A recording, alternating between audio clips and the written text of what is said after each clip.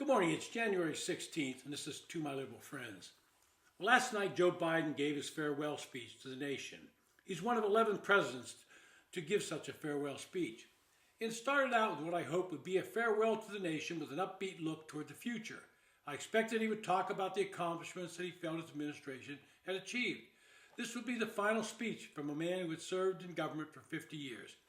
Now, he immediately mentioned the ceasefire agreement reached by Israel and Hamas and said, quote, "After 8 months of nonstop negotiation, by my administration, a ceasefire and a hostage deal has been reached by Israel and Hamas, the elements of which I laid out in great detail in May of that year," end quote.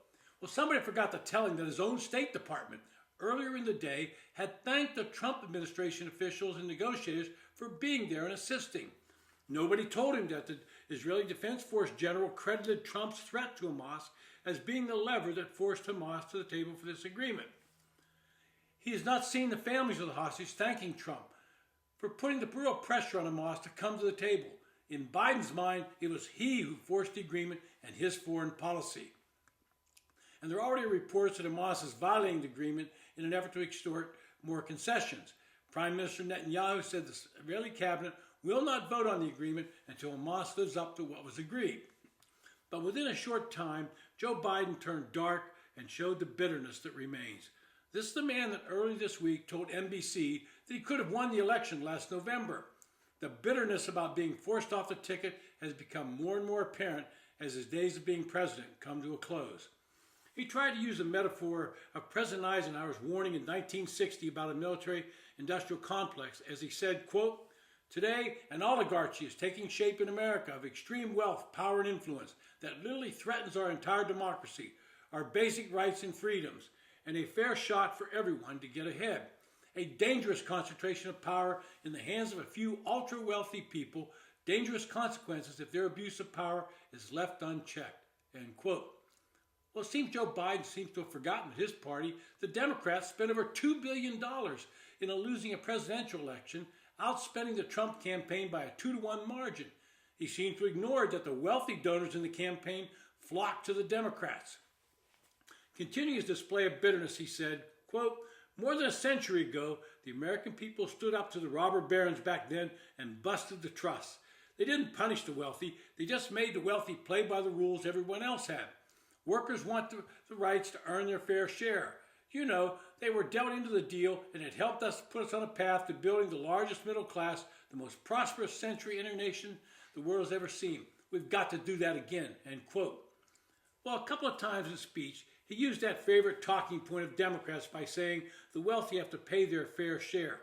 But he never defines what that amount is, and ignores the fact that the wealthy pay the lion's share of our tax burden due to our progressive tax system.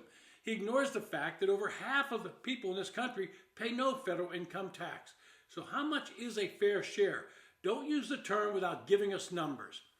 The speech went further down the rabbit hole as he called out the tech industrial complex as posing real dangers to our country. Quote, "Americans are being buried under an avalanche of misinformation and disinformation, enabling the abuse of power. The free press is crumbling. Editors are disappearing. Social media is giving up on fact-checking. The truth is smothered by lies told for power and for profit. We must hold the social platforms accountable to protect our children, our families, and our very democracy from the abuse of power. Meanwhile, artificial intelligence is the most consequential technology of our time, perhaps of all time," end quote. Wow, what hypocrisy.